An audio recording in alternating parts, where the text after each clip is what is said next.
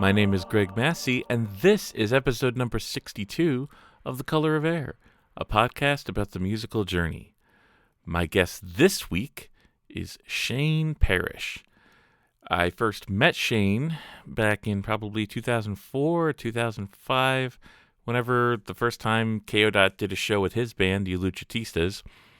When KO was on tour, we'd always hook up with the Ahleuchatistas for a few shows in kind of the general southeast area of the United States for a few gigs. And they were always fun to hang out with, amazing musicians and just, really good people. And over the years, I've, kept track of what Shane's been up to besides just the Ahleuchatistas, and he's really become a very eclectic and accomplished musician, and just in the way he approaches his guitar playing, his composition, and even his teaching. He's been a music teacher for many, many years, and I was interested to talk to him about that after the interview with Eden Reyes back earlier this year. It got me thinking a lot about what goes into being a good music teacher, because I was never great at doing guitar lessons, but I was curious, how one develops as a teacher. And so Shane was really very, very open and talked a lot about his development as a musician and as a teacher, a lot.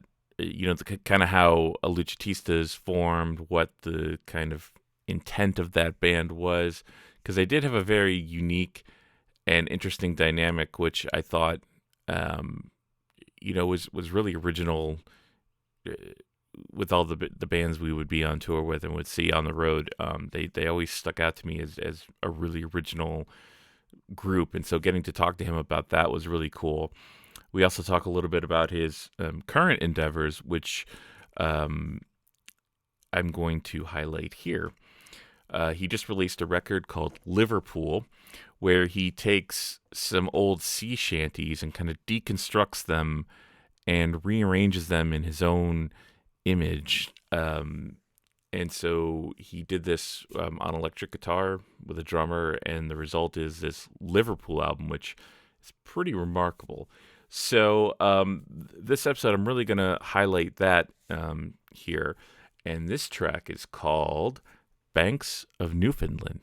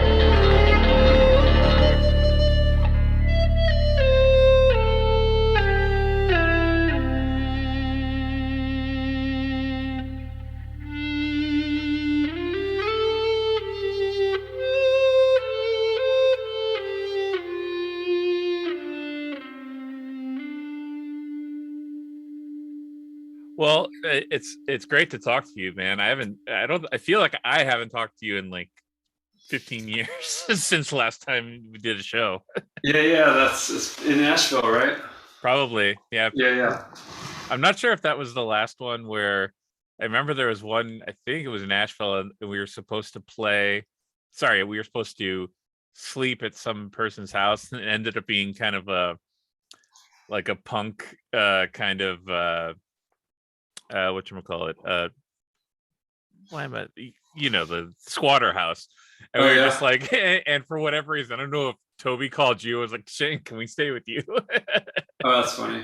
Classic. But now you're based in Georgia, correct? Yeah. We moved to Athens, Georgia in January of 2021. Yeah. Okay. Was there Yeah. any particular reason for the move, or just to get out of Asheville for a little while? Well, get out of there indefinitely, Oh, okay. but also like I mean that wasn't the main reason. But yeah, we just were visiting a friend in Athens, and we thought, oh, this is really nice. It's warmer here. My Courtney's from Atlanta, and she's always wanted to live in Athens. Her cousins went to college here, and yeah, and we were just realized that with the pandemic, we all my teaching went online, and I was not really bound to be in Nashville anymore. I started teaching more people all over, all over the country, and still I still have pretty much most of my students in Nashville, and yeah, so just kind of realized that we could do that, and it would make sense for us to try it. Also, my daughter didn't start kindergarten, like all Yeah. these things that were just kind of created an opening for us, and so we decided to do it, and Cool. yeah, just something different. We were in Nashville for 20 years, Yeah. and so seen it change a lot, and it was nice to kind of check it out down here in Athens, GA, Yeah. which we love it. We love it here. So we're not too Well, far, yeah, from Asheville. yeah. Okay. Well, it's interesting to me because I was talking to somebody else a few weeks ago, and he is based in Atlanta, and I was amazed at how much music and everything else is going on in Georgia. Is that kind of the same thing you're getting in Athens? Yeah, for sure. Yeah, definitely. Yeah, it's Oh, a okay. it's a good scene. Yeah. Even though I don't think we're still in pandemic land, Right. but Yeah. I mean, yeah, it's awesome, and it's a really great community, and I've I can't believe how many doors have opened since I moved here.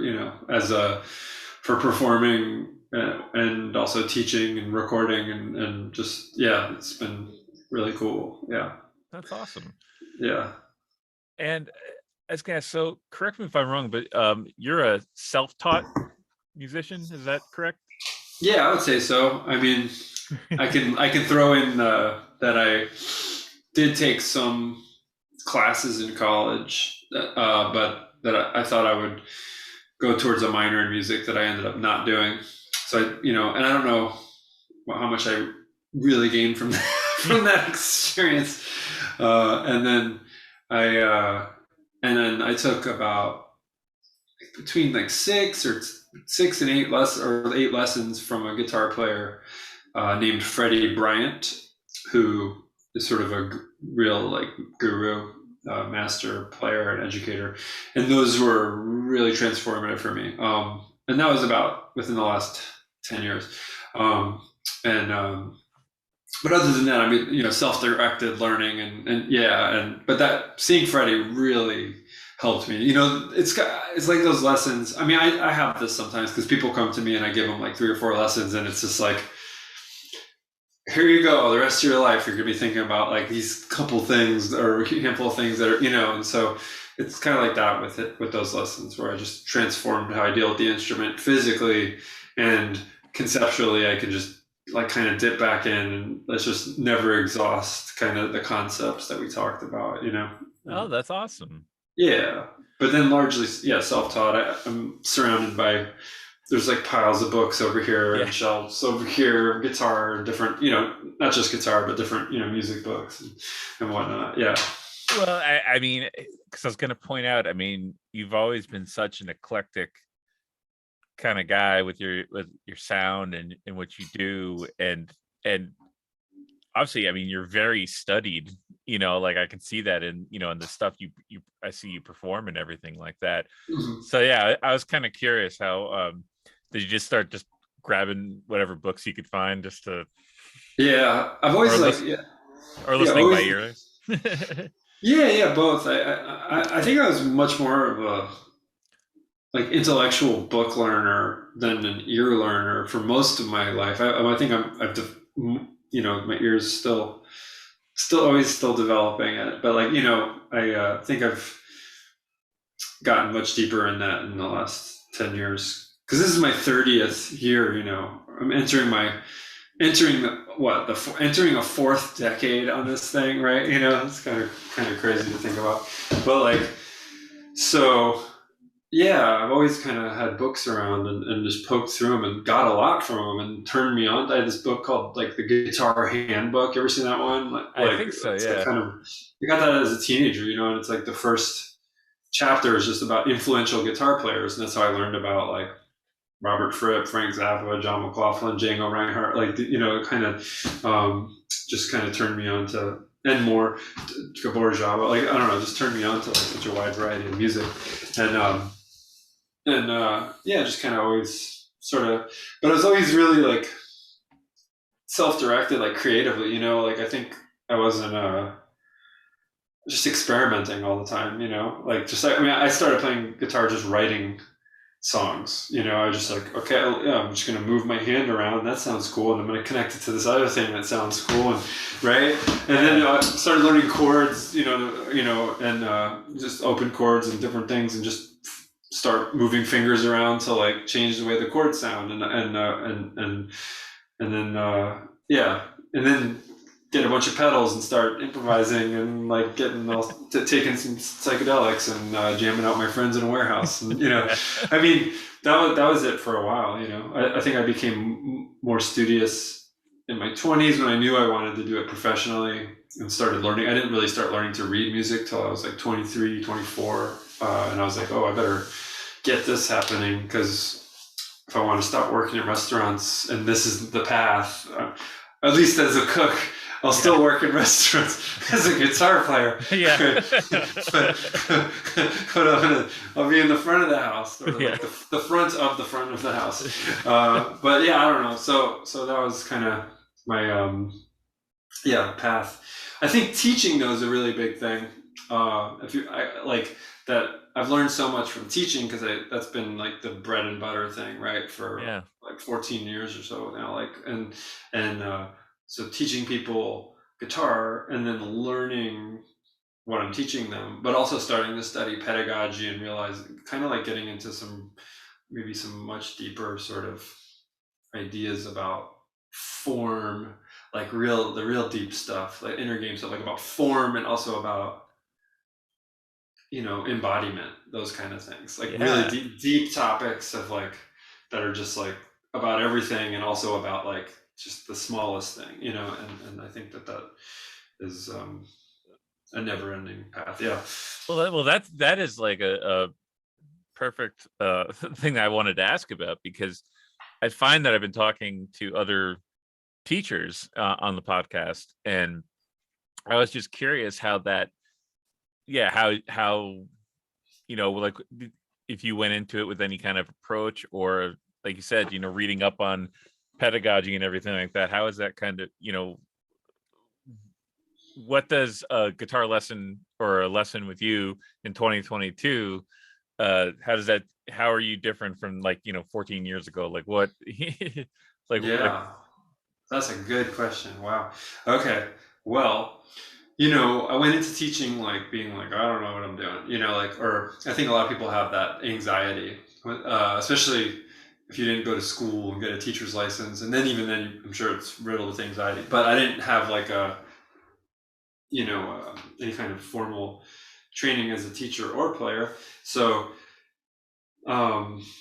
so I started out with books, like, right. So, okay, we're going to do this Howell Leonard guitar method, I Yeah. guess, and I'm going to like, let's go for that, and now so that was like, would be maybe something in 14 years ago that we would do.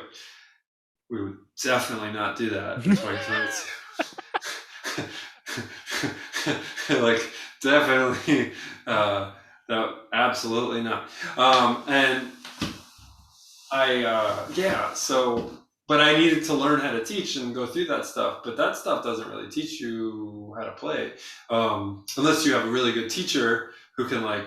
I could go into that thinking about what's in those Hal Leonard books. I mean, shit. Like, yeah, I could take I don't know, what's the song in there? Like, I don't know, Snake Charmer or something really simple. Like what's that? I don't know, like the Star Spangled Banner. I don't know. Yeah. Like any like song that's in there. Like, I mean, you could get into like they just give you the notes and like how to, like, that's it. You're gonna read that in first position. But I mean, now I could like, okay, let's analyze the chords and let's talk about it and all these different, like, dive into it. But given what's in those books, it's very surface level, and you end up kind of maybe getting some skills out of it. But anyway, sorry, I think that would be like a really big difference. But I got hired to teach at this private school, and that was when I started getting a lot of students, and there were kids, a lot of beginners and stuff, and like, and I would go in there and and I was always really nervous. Like, I thought I had to produce some kind of results. I was like, oh, I gotta like, this kid's got to learn how to play something, so that the parents are happy, and then they keep paying me, and everyone's happy. Yeah. And then, and like, and I remember there's like over the first few years, there was this transition that occurred where I stopped actually feeling that way.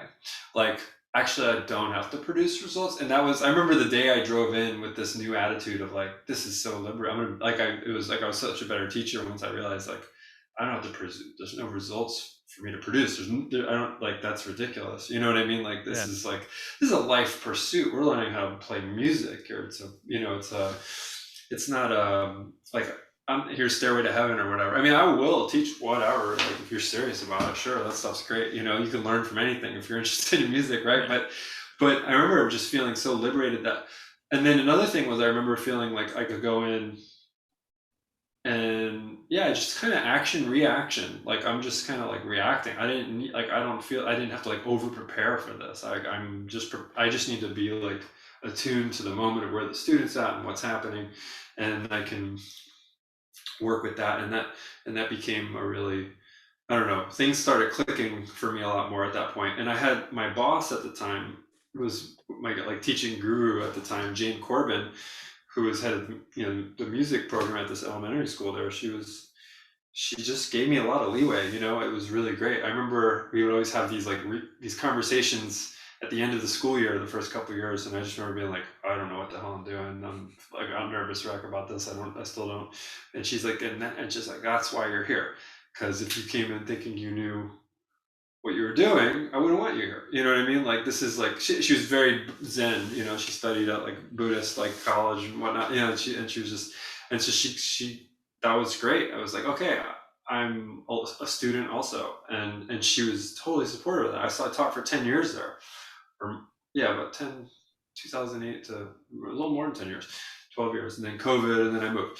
But but that was really helpful. And so that's a big difference. I don't do any books, like, unless the student gets really interested in a specific style or something, where I'm like, you should check out this, but it's very like, yeah. I do have form structure though, right? It's not just like whatever every time. In fact, the pandemic teaching helped me a lot, because I started keeping better notes on students, and just kind of keep, like, I do have like pieces that need to fall into place in the big scheme of things.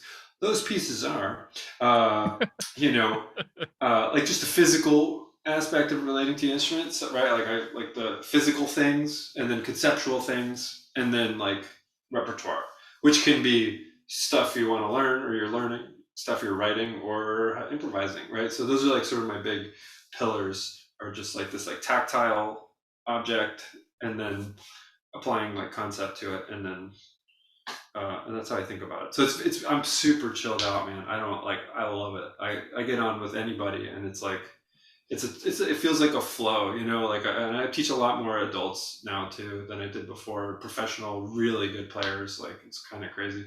Like, they'll be like, dude, show me something. Like, can you help me with this? I was like, oh, yes, man, it sounds amazing. Sure, let's break it, slow it down. I'll tell you what I think. But like, it's like, you're awesome, but let's go, So That's yeah. wow. That is probably one of the most like beautiful ways I've ever heard anyone describe teaching.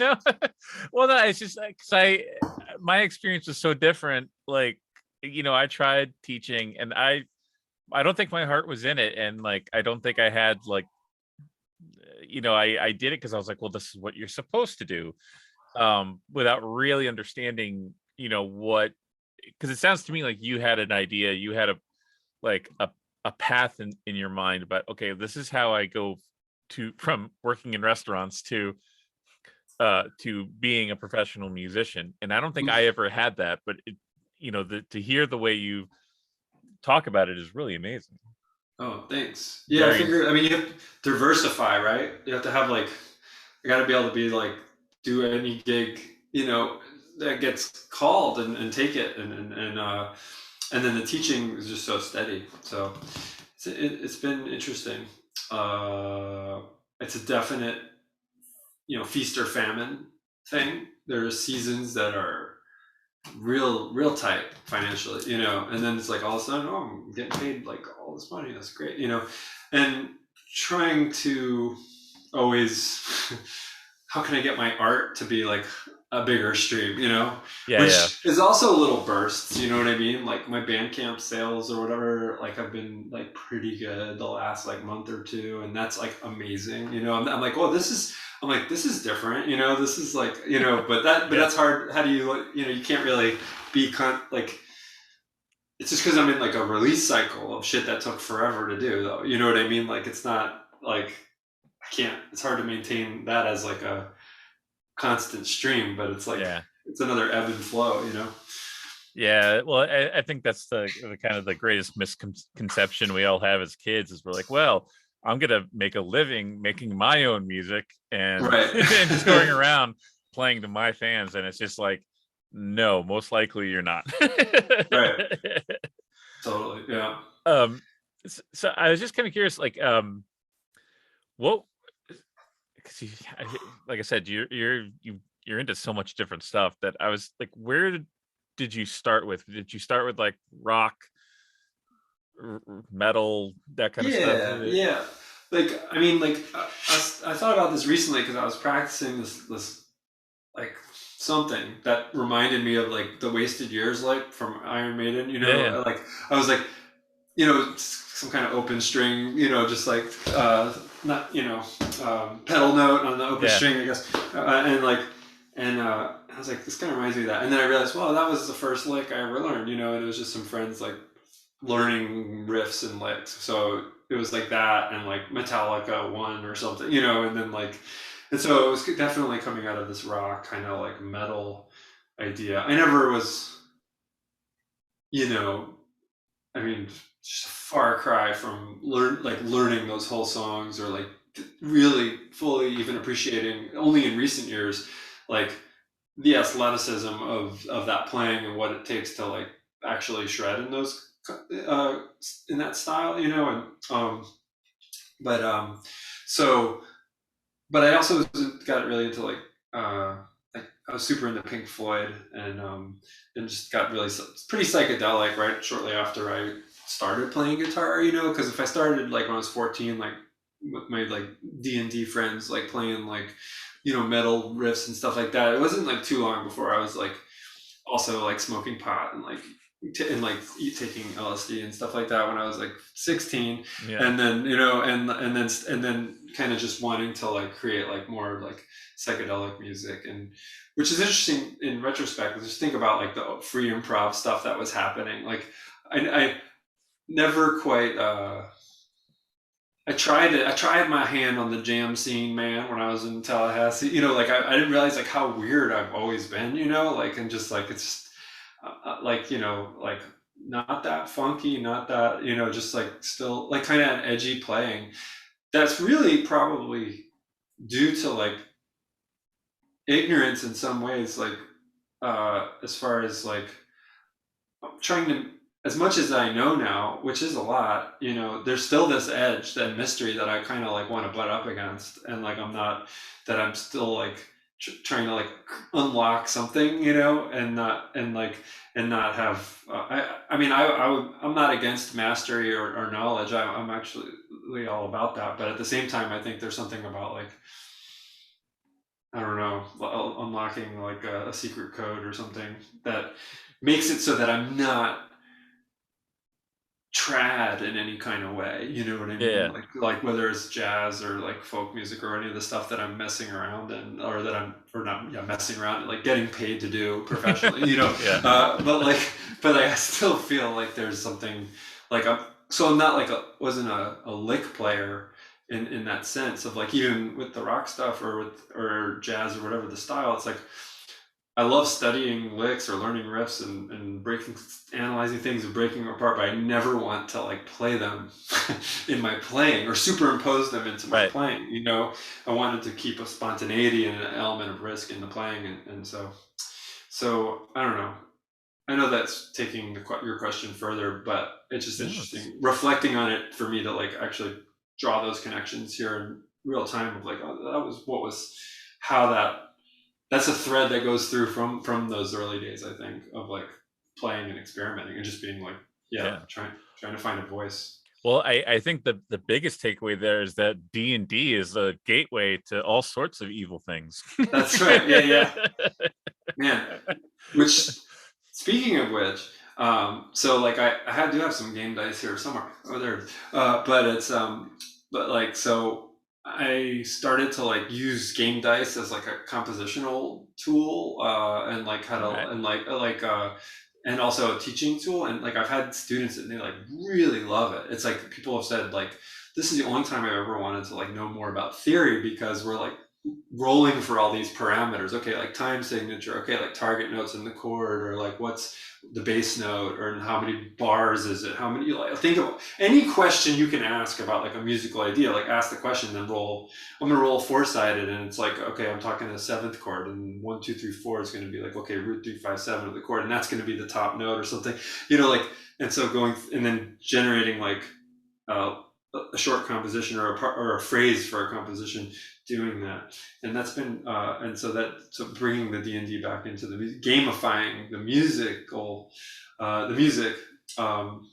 If you're feeling like in a rut, or if you're you're wanting to challenge yourself, because really any ideas can be voiced like thousands of ways on the guitar, because it's such a pain in the ass instrument that it's like, so if I can like I mean, just how many ways can you voice the C major chord? Give me a break. It's ridiculous, So I've been using that, but anyway,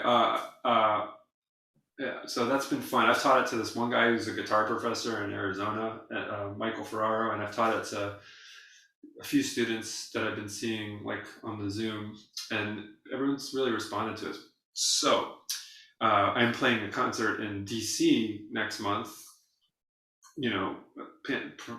If everything works out. I mean, it's booked. It's booked. I'm playing, but and on the second, I'm gonna be there 2 days. On the second day at Rhizome, I'm offering a workshop, and they're like, "What's your workshop about?" I was like, "Oh, I'm gonna use the game dice. I'm just gonna I'm gonna bring that into like a group setting and see, like, which I haven't done before. So that'll be fun to teach it in like a workshop, like group setting." Well, that's cool. I mean, that's a very almost kind of like Brian Eno approach to things, oh, yeah. What is that? What's his cards? The oblique strategies. Yeah. Which are super expensive to get. Get a PDF. Yeah. I just have them on an app. The app is like $2, and it's and you just shake it, and it gives you a new one. Oh, nice. I just want to jump in to say thank you for listening, and here are the ways that you can support us.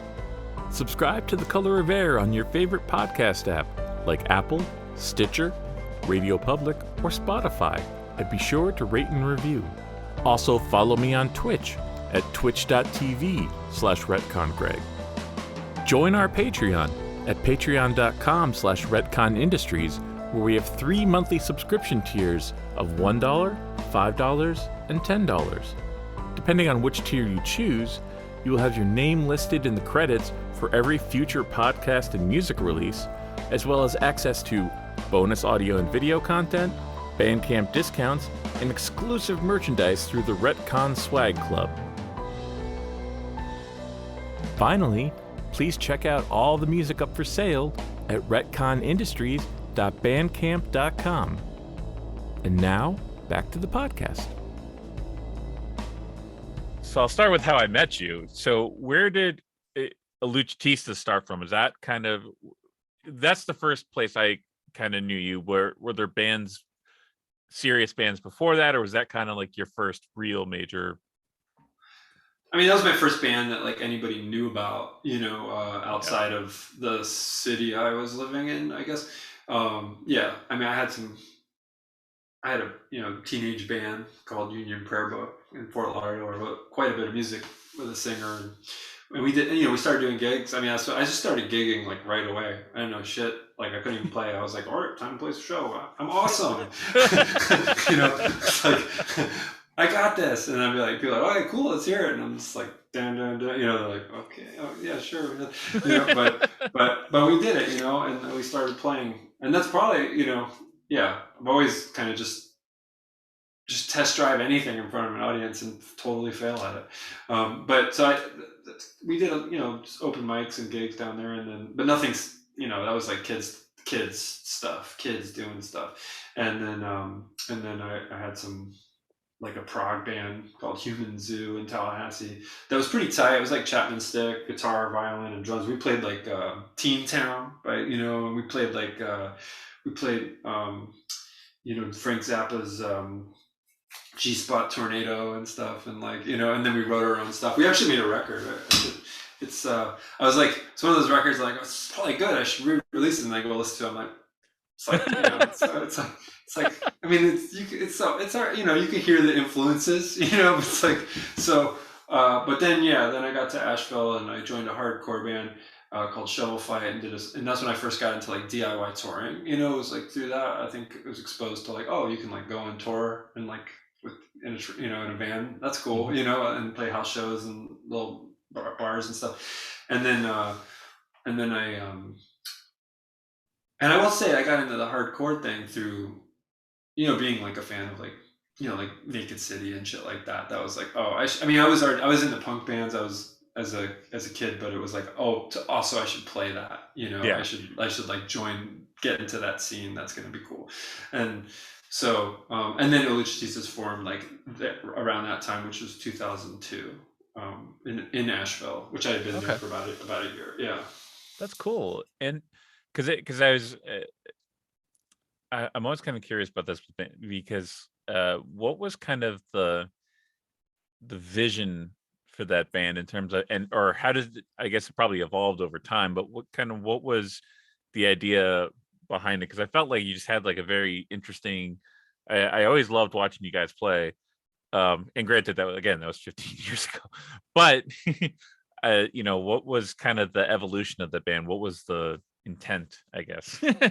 yeah. I mean, like the intent was pretty clear early on, which was like to create music that had really strong hooks that would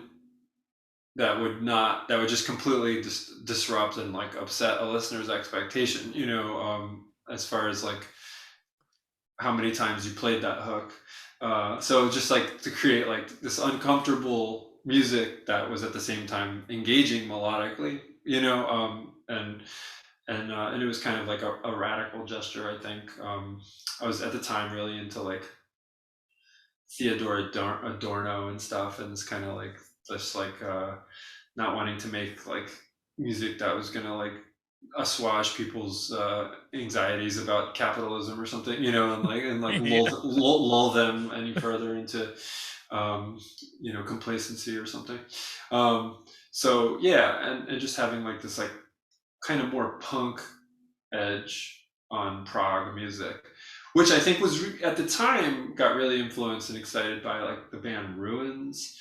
You know, I was on. I remember being on tour actually with that hardcore band, and the singer was like, "You're gonna love this." And he put like Ruins like CD that was on Ipecac on Borga in the car, and I was like, "Holy shit!" And this was like before I formed like Ahleuchatistas formed, but it was like, "This is what I'm talking about. This is like super punk band, just as crazy as like Zappa or Mahavishnu Orchestra, or you know, like but just heavier or something, you know, just and way more, yeah, just herky jerky basically. But and so that was kind of influence at the time, and we even saw them. I remember like you know like around that on that they were touring at that time when we were kind of getting the band started, and that was cool. And yeah, so that was like the early vision for the band. We've done 8 albums. There's a ninth album done. Oh, okay. Well, it's actually I have to do some overdubs, and we got to finish mixing it. And it's a new trio. It's like a whole new lineup. Oh, okay. Cool. Yeah, so that's exciting. Yeah, I know there's been a couple changes over the years, and Yeah, yeah, it got. But so it was a trio. Sean, Dale, and Derek Petit. It was a trio for 4 records, and we just kind of cranked them out and went on a lot of tours and stuff, and that was really fun, and it was really tight. We were really tight, and it was fun to play that music, you know. And it was also really. I was very militant about having like no effects, not even reverb. I was gonna say that. Yeah, that was the one yeah. thing I remember from your tone. Yeah, It was like I just like refused. And I think the idea was like I was like I want to try to make the sounds with the guitar. I want it to sound like totally crazy, but how can I do that without effects? And so I was pretty militant at the time, which kind of I loosened up. But I sort of got back into it this new record a bit. Yeah, but and then you know it evolved, and then Derek left the band, or Sean left the band first, and then we got Ryan Oslance on drums, and then Derek left the band. Then we became a duo, and that would be like a whole new era of the band, I think, where we like a 10-year era of the band. You know, this is like a 20-year band at this point. So that's like Mark II, and and we did a lot of touring, and it was cool. I mean, people were really excited by the shows and the music, and the band got I think more successful probably, but I think there's a lot of people who like that old music, more certainly. Like if I ever look online, which I try never to do, like any discussion, because it's just like, why would you do that to yourself? But like I know that, and it's totally great. If someone's like, oh, they lost me after their 4th album or something, and it's like totally fine. That's great. I mean, that's how I feel about like King Crimson or something. Yeah. It's like I'm like, well, that's cool. I don't care. Like this era does nothing for me, but I dig this other shit. But I think the old fans are gonna like the new album, which is kind of cool, and maybe some of the people. Yeah. So that's awesome. Yeah.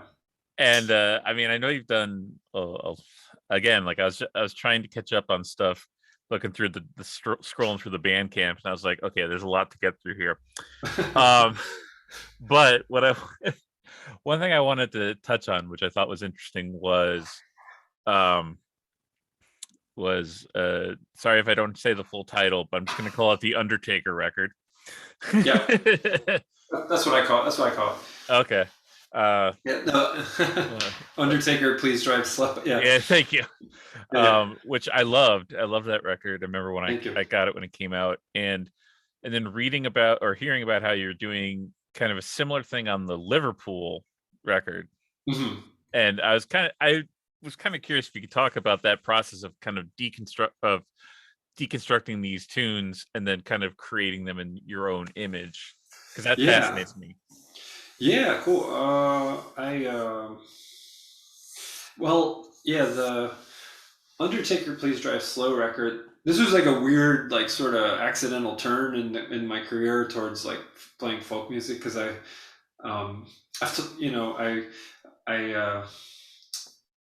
was around the time my daughter was born. I pulled back from performing a lot, and I didn't really. And when I did that, I didn't have anything to like try to keep on top of as far as like my chops. And so I stopped playing music and started just playing the guitar, like, like open strings. I would like just drone on for like 30 minutes playing one note, and kind of getting really into some minutia of like kinesthetic feel kind of stuff. And I came out of this period and opened up a book of folk songs and recorded this demo by accident. Like in an hour, I recorded I just kind of improvised off these like 12 different folk songs, and then I was like, wow, this sounds really good. And so I gave it to some friends. I gave it to John Zorn, who had been supportive of Ahleuchatistas in the past. And within a day, he was like, oh, let's do a record. This is great. Okay. And I was like, okay, well, that's shit. All right. So that's amazing. I'll do a folk record. And so then I spent 8 months about working on the Undertaker record, because I wanted to do something a little more arranged than the like loose, dreamy, like improv folk songs that I did on the demo.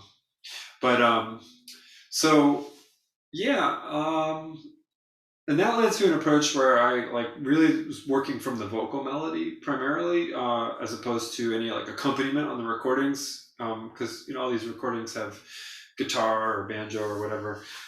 But I would transcribe the vocal melody and then just kind of find a way to voice them on the guitar that sounded good to me, but whatever, and then maybe like a tuning that would work. But starting from there and then making my arrangements from there. And really allowing my just inclinations to guide me, which I think when I made the demo for Undertaker, when I recorded that stuff after coming out of that trance, I felt like everything I had been doing congealed in this way that it had not prior. I felt like I was, prior to that, dabbling in all these styles, not very good at any of them, and everything was disconnected. And when I came through this period of just doing very like tactile, meditative kind of work, focusing on the flesh nail combination on the finger, and like getting into like just like working with dynamics and subtle timbre shifts, like that, coming out of that period, it was like everything came together. I felt like I could do no wrong after that as a player and an improviser, only because I felt natural in any context. Like I felt like I owned this eclecticism, but it no longer felt like eclecticism. It felt like it had synthesized. And that was like a turning point, not just because I got this cool record deal and stuff, but it was like as a player and a musician, it felt like a turning point. And so, yeah, that was a big moment. And so with the Liverpool record, I was going to do another acoustic record. Look, I have this shit on the floor because I'm actually relearning the Liverpool record right now, which is hard because I have to play it next month, and I recorded it and stopped playing it like 9 months ago. Right, but here's some tabs of some crazy finger style arrangement that I totally ditched, but I should learn. But it looks insane. But I arranged this like in like really like technical and elaborate, like a finger style record of these sea shanties that I was going to record, and then I ended up doing like a live stream gig with my buddy Michael Liuerpul on drums, and I went over to his house in Atlanta to practice with him, and I was like on electric guitar instead of acoustic guitar, and I was trying to play these like cumbersome arrangements that didn't really sound that good on electric guitar or with drums, because they were made for acoustic guitar, which doesn't sustain and all this kind of stuff, and so I was like, shit. And so I went home, and I like, after our first rehearsal, I listened to the recordings, and I went home and I spent like 2 days, like all full days, like rearranging these tunes for electric guitar, pulling stuff back, getting to like that core of it, and then rehearsing with him again. And then we did the live stream gig, and that was like 3 weeks before my scheduled session for this record, because I agreed to do this record. It was like agreed to before I even like generated anything, because that's how I roll. I'm like, give me a record deal. Now that's when I get to work. That's like, it's like, I need someone to believe in me, and then put pressure, and then pressure, and then I'm like, oh shit, okay, I gotta do this. But yeah, so that caused it, to like really rethink it, and then we played the thing, and I just like relaxed for like 3 weeks, and then we recorded the record on electric guitar. It was a totally different record, but it changed really at the last minute to this like electric record, which hasn't come. It comes out in March. I don't know when this airs, so maybe it'll be out when you're putting this up. But like, I'm really, yeah. It's like it's cool because it blends this like kind of where Ahleuchatistas ended up in the Ryan Oslance period, and how I was playing with that, and then also with the folk stuff. So I'm like using effects, and I like was drenched in reverb and like tremolo, and there's like ebo on it, and like some slide, and like fuzz and delay and all kinds of shit. But there's a couple finger style tunes on there too, but on the electric guitar that don't have any of that stuff. But like, but yeah, I just kind of like went into like sound sculpting these things. It's really fun, to like go like to. It felt a lot better than what I was doing with these really hard acoustic arrangements. I don't know what I was going for there, but it was cool. It was just a lot of work. Yeah. I felt like I had to do. I think it's a common thread is where I feel like I have to do a lot of work, and then I can like do the easy thing. I have to do the hard thing first. I think it comes from my John Coltrane influence. I'm like, well, he did giant steps before he did like Ascension or whatever. I got to do like this really hard thing before I can just play some noise or something. Yeah. Well, that's awesome. It's like, so you allowed the pedals to come in this time. Oh yeah. Yeah. I don't know if you, but yeah, I mean, see, I'm relearning it now. So here's my situation at the moment. I just hooked those up today actually because I was like there's still like meticulous arrangement. So I've been kind of dealing with that just in the amp. But today I was like, I better fire up these pedals because I have to like record some shit for like promo for the record. And so I was like, yeah, it's time to.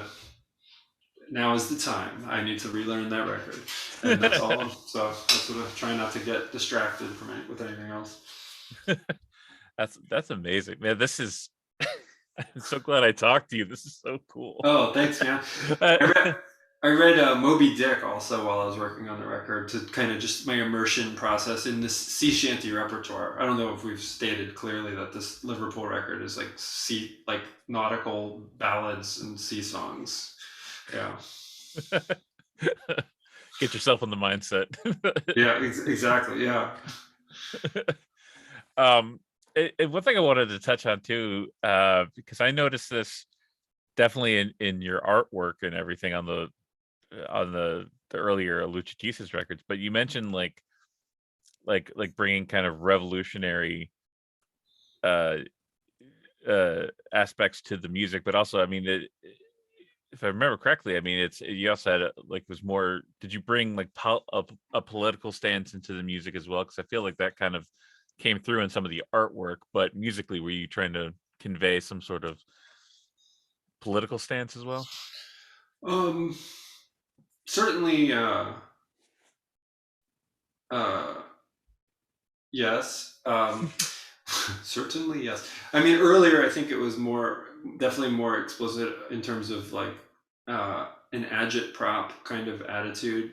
Like I think like earlier shows I would do the kind of the punk thing too, or I would even like spiel the audience about like some injustice in the world, and I think that that's cool when people do that. But I kind of move towards more of like exploring like inner vistas within history. I think I made some liner notes. I recently put out a record that's like on Ramble Records called Viscera Eterni, which is like just a solo acoustic records, like two like 22-minute tracks. Oh yeah, I listened to that today. Yeah. But like the notes I put on that on my Bandcamp were basically like something I kind of want to get across through my work, which is like that my work exists like within history and not like outside of it, or as like, so I don't know, I kind of see myself as like a plebe, like musician. And even though like I have a strong sense of justice, and I'm very upset when I look at the world and what capitalism has done, and patriarchy, and when I see all this racist shit, and these fascist scumbags, what I mean? Like, I mean, I have like very strong feelings about that, and I'm ready to like throw down on that. But at the same time, I started to feel like putting something positive into the world is kind Yeah. of like is what I my attitude. And maybe as also an educator, I feel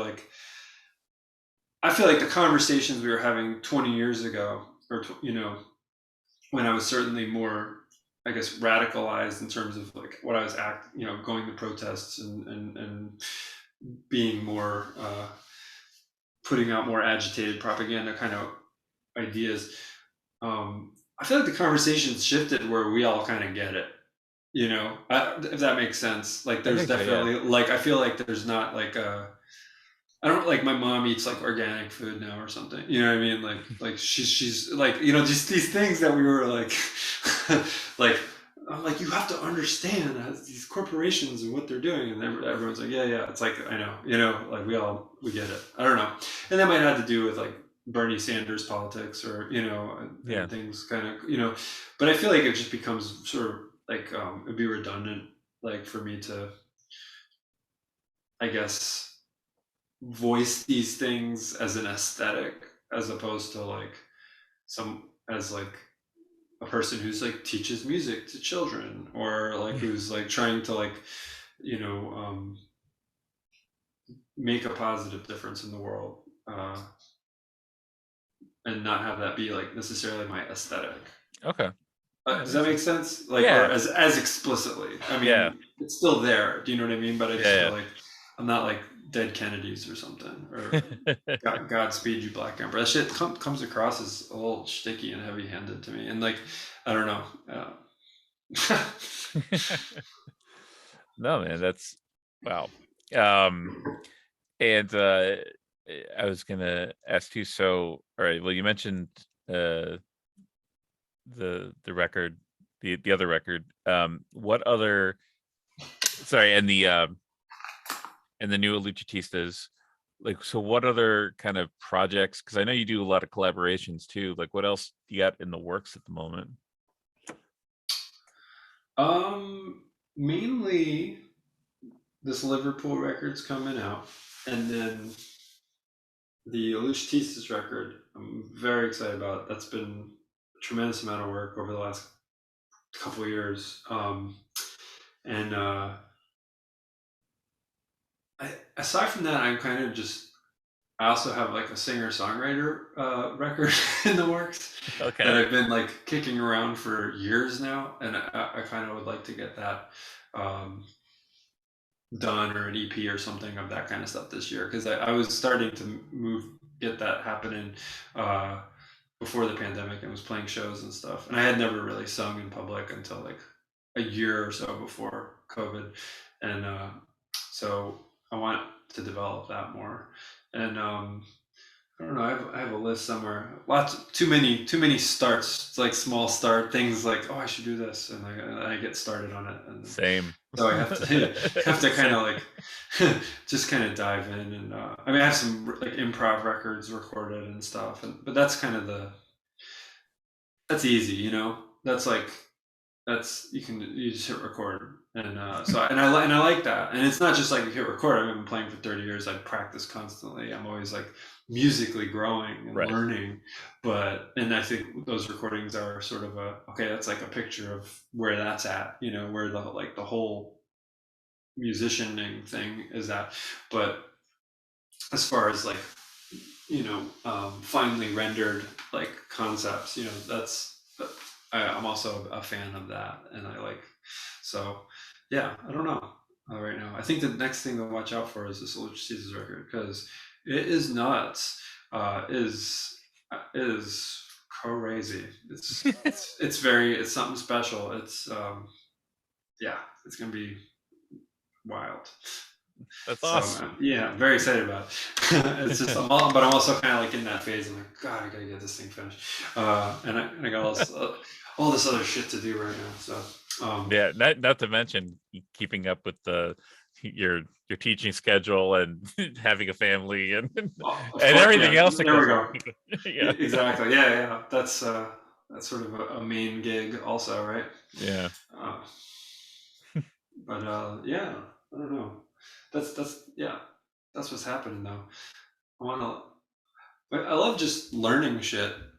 Sometimes I can kind of just do that with the student though. You know what I mean? Yeah. It's like I like when I get some things done, and then I have this clearing, and I'm like, right now I'm gonna like really like learn this like I don't know Chet Atkins song or something just for fun and like, Yeah. see what I can get out of it. But yeah, so kind of once my tour, I'm doing a tour in March for the Liverpool record, Oh, cool.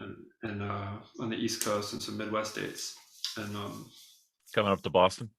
I don't think so. That's far, you know. God damn it! I know. I, I know. I know. I'd like to. Someone should. Is there a school that wants to just fly me in or something?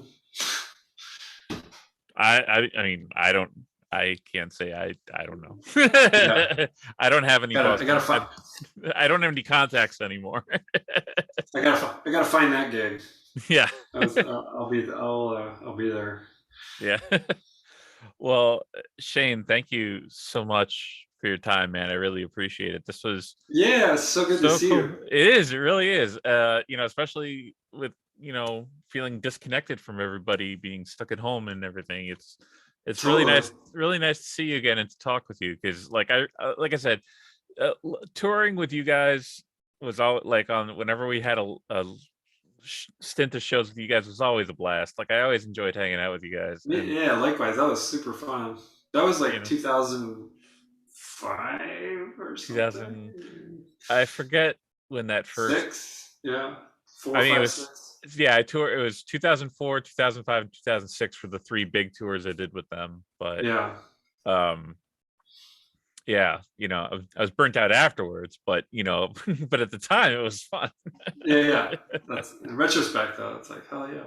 Yeah, yeah. So I'm really glad to see that you're doing well and you got like a lot of cool stuff in the works and everything's Yeah, thanks a lot, going man. It's so well. good to see you too. Yeah.